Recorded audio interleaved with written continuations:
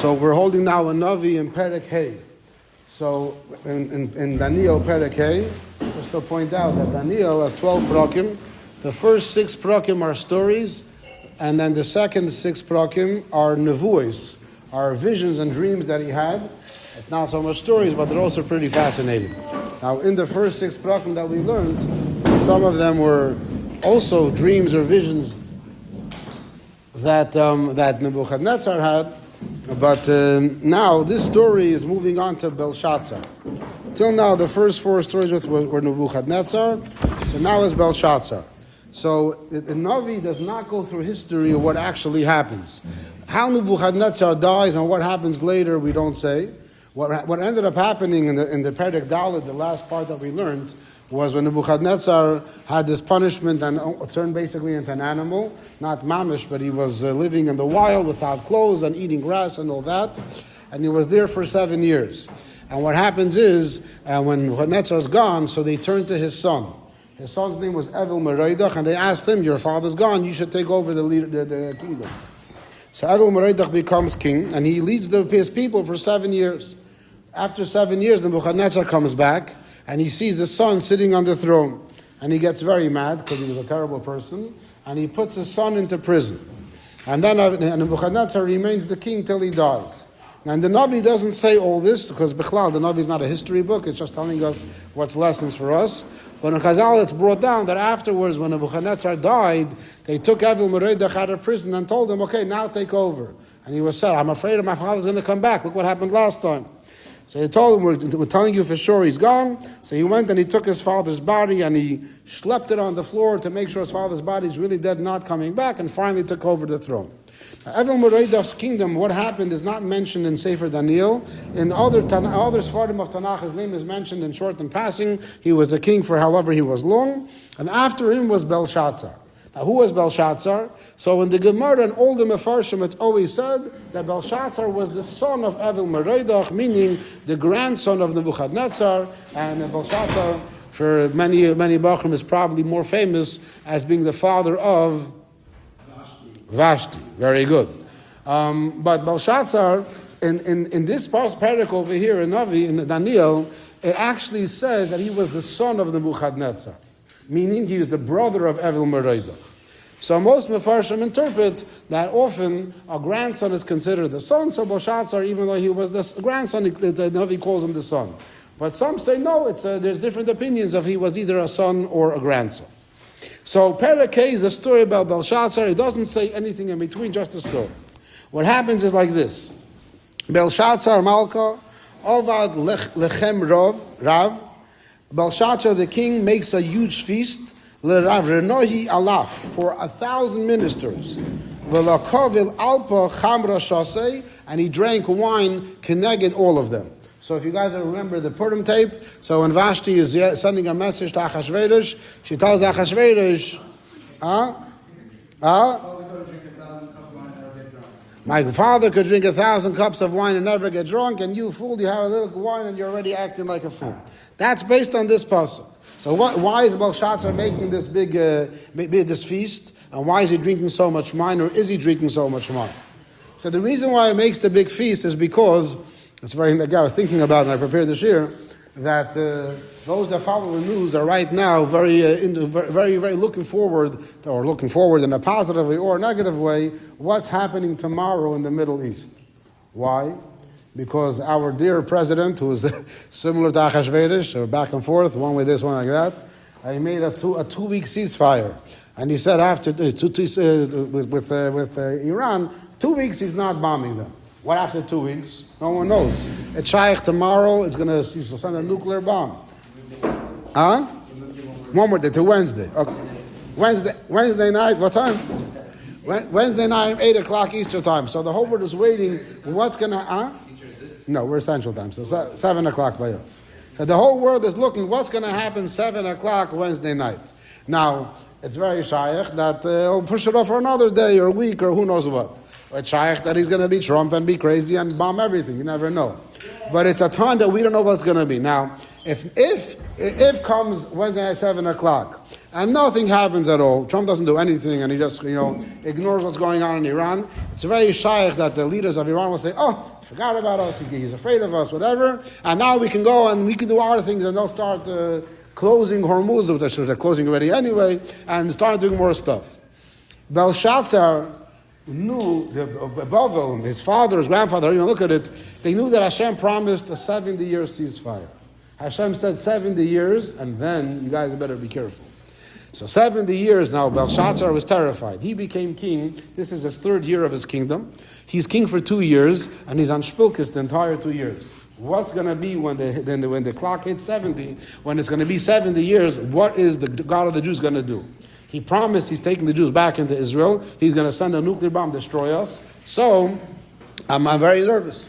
Comes seconds, the clock hits 70, garnished. Now Belshazzar at the time was actually, there was a cheshbon how it's going to happen. He wasn't thinking a nuclear bomb was going to come out of the sky. There was actually another country nearby that was waging war against him. Belshazzar is Iraq, Bavel, and at the time it was Iran, the same Iran like today. It was Pardas, Madayu Pardas. Over there was a kingdom, a smaller kingdom, and it was actually, Madayu and Pardas are like, I understand correctly, like Iran and Saudi Arabia, the other countries there. And there were 2 kings. One, his name was Koresh, and one was Daryavish. Daryavish was an older guy. We'll see in the next Perek. He was 62 years old. He was the king of, what? Why does it? It's again the next Perek is his age. A number of reasons what Chazal learned from his age. But so Daryavish, he was the king of Madai, Saudi Arabia, Media, and then there was another king. His name was Koresh. He was the king of Pardas of Iran. Now Iran and they were 2 smaller kingdoms, and the world power, the superpower, was Bavel, was Belshazzar. Now they teamed up together, and actually Koresh marries Daryavish's daughter, which is something which happens all over the history of kingdoms, where many times monarchs, they marry into each other. This way the 2 kingdoms now have a pact and get together, and they solidify, they become stronger, and they have an allegiance together. We're going to try to overthrow Belshazzar, overthrow the Babylonian kingdom. And the Melis, they're trying to fight him. And in Belshazzar's mind, well, that's the way Hashem is going to destroy me. That's how the 70-year ceasefire is going to stop, with them attacking me. And there's battles and battles, but Belshazzar is successful. He crushes the enemy, and they ends up winning them. And the 7 years are over. Belshazzar's winning his battles. He comes home and he says, Chevra, ceasefire is done. God's not doing anything. Obviously, he's afraid of me. I'm stronger than him. Therefore, let's make a party. And that is what this party is about. It's celebrating the fact that Kivyachal Hashem has no power. Now, lahavdil, if Iran Taka will start celebrating that Trump is a loser and whatever, and Trump finds out about it, what's going to happen? Then there's going to be 2 nuclear bombs. Then Trump will go really crazy. So lahavdil, al-Dardach said this is what ends up happening over here. Belshazzar is celebrating Kivyachol, his victory over Hashem, and that's what ends up leading to his downfall, as we'll see. So at this party, so he's drinking with 1,000 ministers. Now, what's 1,000 ministers? So some say these were Pashat, his main army men, the main officers in the army. He called them in, and he was very thankful for their services in his battle. Now, what you guys know from Vashti, I mentioned before, that he drank 1,000 cups of wine. So some Mefarshim say that's impossible. Like people that are, the rationalists, come on, you can't physically drink 1,000 cups of wine. It can't come into your body. It's impossible. It's only so much, how much you can drink. So what does it mean? He drank towards 1,000 men. It means that he stood in front of them and he drank together with them. That usually a king eats alone without his people, but over here he was together with them and drinking together with them. So that's how some Mefarshim learned it. But some say that no. Some say that it literally means 1,000 cups of wine, and they don't explain how that's physically possible. Vashti is going according to the pshat that it was literal. What were they going to say? That my grandfather my father was such a great king that he knew how to drink in front of people and still keep his proper behavior. We're learning Daniel, not the Megillah. We get to the Megillah, we can know all the interpretations that say over there. So he makes this big party, he makes the big Suda, and then, so again, back to our marshal, imagine Iran's making this party, and then at the party they bring an American flag and they burn it. So they're celebrating the fact that Trump is a loser, and they're burning the American flag. That makes him even more mesh. Al derech that happens over here. Belshatzar is so proud of himself that he's winning battles against Kodesh and Daryavish. He's winning the battles, and now he's against Hashem. So he decides, Belshatzar Amar b'te'eim chamrahi, because he was drinking, he was tipsy, he said, Lahaisa lemonei dahava v'chaspa, to bring the gold and silver vessels, the handpicked Nevuchadnetzar avui, that his father Nevuchadnetzar had taken out. Again, his father, I mentioned before. According to this, Belshatzar is the son of Nevuchadnetzar. So some say he's his grandfather. Min heichla di Yerushalayim, he wants him to bring the vessels that took out of Yerushalayim. V'yishtain behind Malka, and I'm going to drink from it. V'rav Revanoi, I'm going to give everyone to drink from it. And even worse, sheglosei ulechenasei. The simple taich means his wives and his maids. But some Mefarshim say that this Belshatzar, he was a real corrupt person. So in addition to his wives, he had a female dog that he spent a lot of time with, and that's the one that he brought now to drink from this wine. So, but either way, that's only one opinion, according to one of the Mefarshim. But either way, he's trying to show how he is stronger than Kiviyachal the Eibishter. And I'm taking the Eibishter stuff, I'm not in the spoil from the Eibishter, all the gold and silver vessels, but to realize Nevuchadnezzar never touched these things. Because the Nevuchadnezzar was always afraid, what's going to be with Hashem after 70 years? But Belshatzar, in Belshatzar's mind, well, Hashem is not doing anything. 70 years have passed, so I can take out all of his keilim, the gold and the silver, and I'm making a party. Everybody can drink from this. Everybody can do whatever they want. And he's trying to put down this significance and the value and the importance of these keilim. So this is the announcement that he made. And it says that his servants brought to him, Beidayin haisiv monei dahava. His servants brought the golden keilim, the hanpiku min heichla divesel lekadu Yerushalayim, that was taken out of the house of Hashem in Yerushalayim. The ishtiv bohain malka v'rav Revanoi sheglosei ulechenasei, and indeed he drank from it, and his servants drank from it, and his wives, and like I said, his dog as well. So here there's an interesting diuk that he said to bring the gold and silver keilim, and they only brought the golden keilim. And he said to bring it from Yerushalayim, that was brought from Yerushalayim, and they said from the house of Hashem. Now, some Mefarshim say that Nebuchadnezzar's servants were like more respectful. So that he just said, Yerushalayim, what's Yerushalayim? And they said, this is from the house of Hashem. They respected that. And that's why also he was like gold, silver, it's all the same thing. But they were like, no, the gold of what was used in the Beis HaMikdash has a different value. And they didn't want to bring out this point as much as Belshazzar tried doing it. But either way, Lepoil, they all did it together. And Ishtiv Chamra, they're drinking the wine.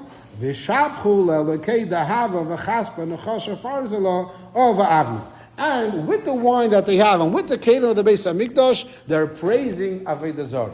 So they're mamish kiviyachol, angering Hashem in the most possible way. They're celebrating Bechlal, their victory. They're using Hashem's keilim, and they're serving it to even the simplest people, even to the animals. And they're using that to sing to their Avodah Zarah that are made out of metal and wood and stone, and they're just worshiping all those things.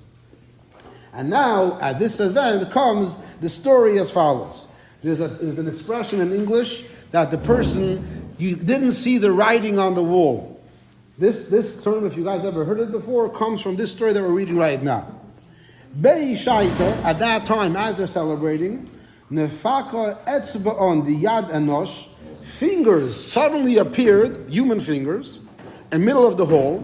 V'chasvon lakavel nevrashta, and they start writing on the wall next to the chandelier. Al-gira, it was like a seed, like a plastered wall, nice and white.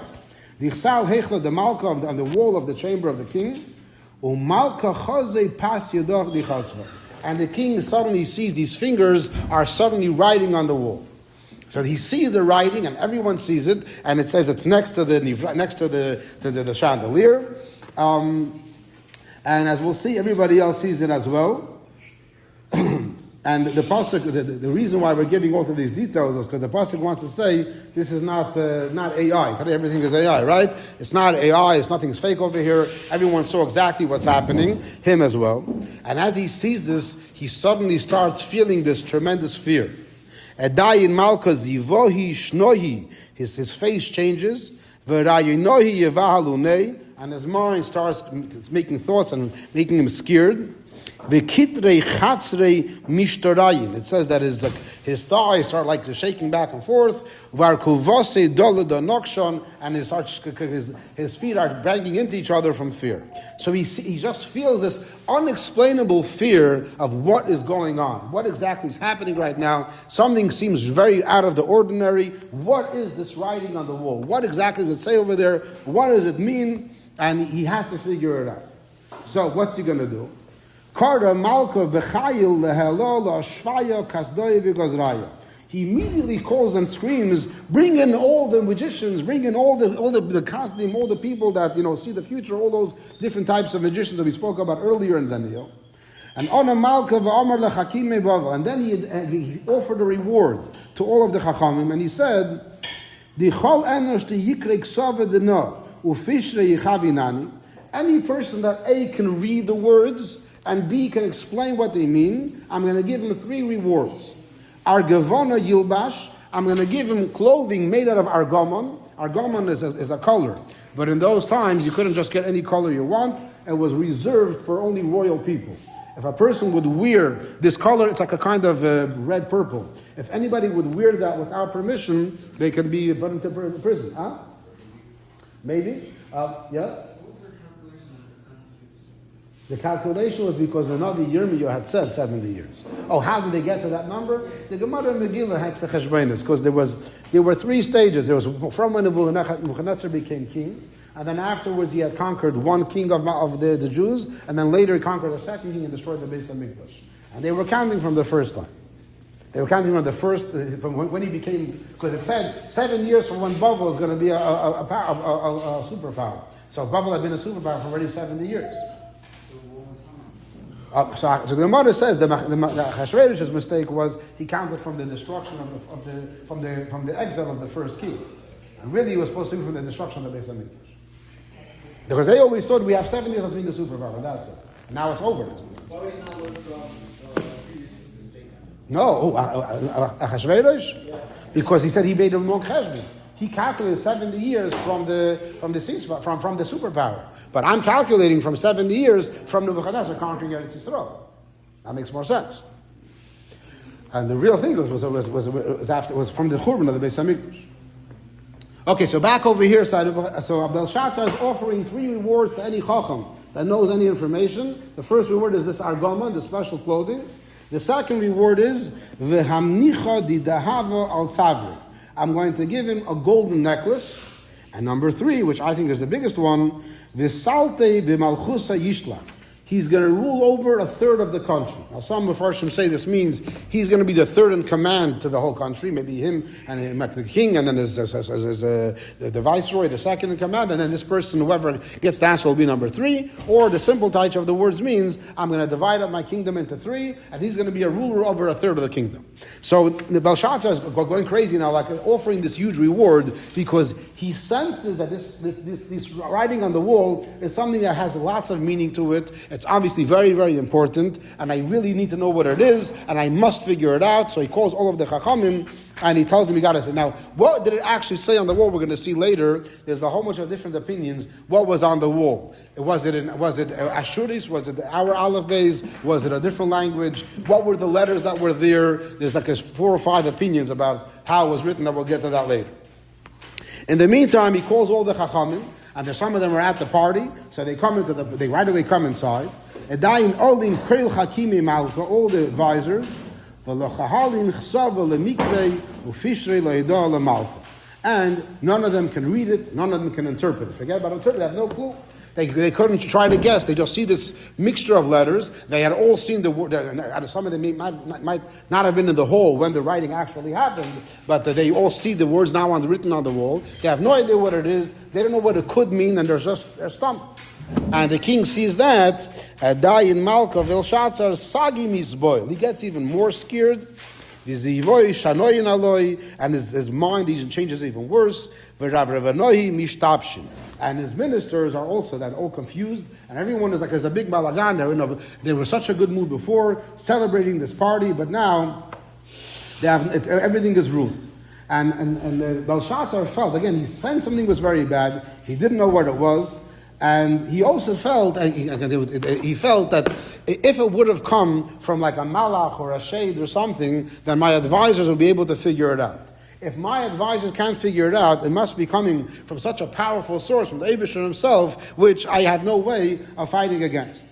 And he also said that sometimes, another thought that was crossed his mind, is if Hashem is telling me a message, so if he wants me to know the message to read to the tshuva, he'll make me understand the message. But if he gives me the message and doesn't tell me exactly what it is, that means he just wants to scare me and just letting me know that this is happening and there's no way you can get out of it. You can get out of it. So therefore, he was very, very confused and he was mamish in a very, very bad place and he was just, the whole mood changed. What's going to be now? At this point,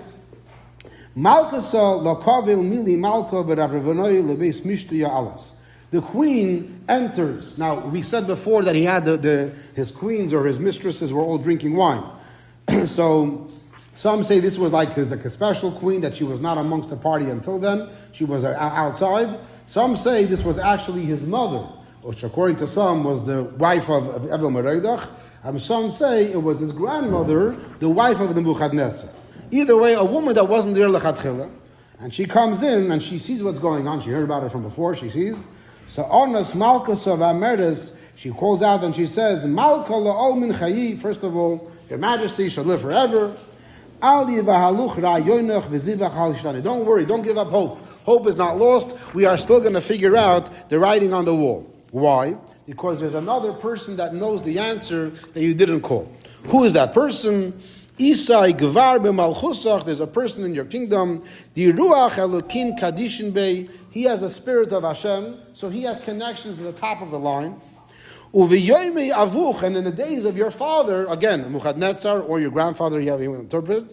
Nehiroi v'sach lesonoi v'chochmas kechochmas elokin neshtakchas bey. He was already proven, he was already tested, and he was found to have an intense level of chachma and seichel, and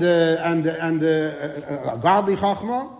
Umalka Nevuchadnetzar avuch, and your king, and your father, the king Nevuchadnetzar, appointed him Rav Chartumin Oshvin Kasdoin Gozrin Akime Avuch Malka. He made him the senior advisor from everybody. So this guy is smart. He has godly powers. So he's someone that for sure can figure out what is going on, what's going on, the writing on the wall. Now, what's strange to me is that why didn't Belshatzar call Daniel lechatchila? So the Mefarshim discussed this, but I haven't found an answer that I liked. Some Mefarshim say that he was just calling whoever was there at the time at the feast. And Daniel obviously was not there, not by a Goyish party, Bechlal, especially not one that's celebrating the destruction of the Beis HaMikdash and the victory of Bavel. But that's not such a good answer, because even after he calls all of his advisors and no one knows the answer, he should definitely call Daniel. Now some say Pasha didn't know about Daniel. But that's strange, because Daniel in the previous stories was so important. Yeah? Maybe he was retired. Maybe Daniel retired doesn't mean that he doesn't have his talents with him. Okay, that could be an answer. Too stressed to think, but he's a king. He's talented. I would think that he could figure it out. But some say Pasha didn't know, because also it has been many years. It was 23 years that, if I'm not mistaken, Evel Meredach was king for 23 years, and Daniel had done his stuff years before that. So it could be was talking 35, 40 years ago, and it could be that Pasha, the story was never told. They never told their children about all of Daniel's miraculous things that happened, what happened with Hanani, Mishael, Azariah, what happened over there with Daniel interpreting the dreams. So Pasha was never known to him, and that's why he didn't call him. Some say it was anti-Semitism. He didn't want to call him, which that answer for me is also a bit strange, because anti-Semitism, at the end of the day, the guy is terrified. He doesn't know what's going on. He needs an answer, so call the guy that knows the answer. Whatever combination of answers would be, Lepayel, he doesn't call. And this queen, she says, I remember, again, especially if she's Nevuchadnezzar's wife, so she's older, she remembers when the stories happened. So she says, this guy was around, and he was really talented. You could never stump him. Any question you asked, whether it was something about seichel, something about magic, witchcraft, whether it was about godly stuff, he always knew the answers. And she continues saying, Kol kavil di ruach yatira. He has this additional spirit with him. umando v'sach lisonu, and he has a tremendous amount of intelligence. Mefashar chelmin. He was able to interpret the dreams. Remember by Nevuchadnetzar, not only did he interpret the dream, he even told him what the dream was, as we remember. V'achvaya sachidon, he can figure out riddles. Umeshari kitrin, he can unravel any kind of knot. His keshachas be'be Daniel, this person that I'm talking about, Daniel, and now she adds, the Malka Som Shmei Belshatzar. Nevuchadnetzar changed his name to Belshatzar, so this is a bit of a tricky thing. But now Belshatzar is the current king. But Daniel, his official name was Belshatzar as well. So she says right away, Ka'an Daniel Yiskere. Now let's call Daniel, but besides her interpret the meaning, let's call the person Daniel. She also meant to say, oh, now we're not calling him Belshatzar anymore, because now you're Belshatzar. That name only applies to the king. So now we're going to call him Daniel. But just because we call him Daniel and we don't call him Belshatzar, doesn't change who he is. He's a talented person. He's a godly person. He can figure everything out. So he could definitely come now. And he can share the interpretation. So she's basically telling him that, there's a guy, this guy Daniel, his name is like your name, and he can give the answer. Just to point out one detail, is Belshatzar is spelled, Belshatzar the king, his name is Beis Lamed Shatzar, but when Daniel is called Belshatzar, it's always with a test. Belshatzar. So it's Belshatzar. When you say it quickly, you don't hear the difference. Belshatzar. But there's a slight difference that when Daniel is called Belshatzar, it's with a test. But either way, all the Mefarshim say that from now and onwards, Daniel is never called by that name again, because that was kivyachol disrespectful to the royalty, to the king, and that's why we're not calling him Belshatzar anymore. We're just going to call him by his name, by Daniel. So this is her advice to Belshatzar. Now, regardless if for whatever reason that he didn't call Daniel lechatchila, either he didn't know about him, wasn't at the palace, or anti-Semitism, but now that he's getting so nervous, and now that he finds out there's someone that could give him the answers, and in his mind, once he'll be able to read the writing on the wall, he'll know what he has to do now, and may be able to save himself. And therefore, he says, okay, fine, I get it, and Taka, let's go call Daniel, and the hemshich of the conversation in Mitzvah Hashem, we will see next time.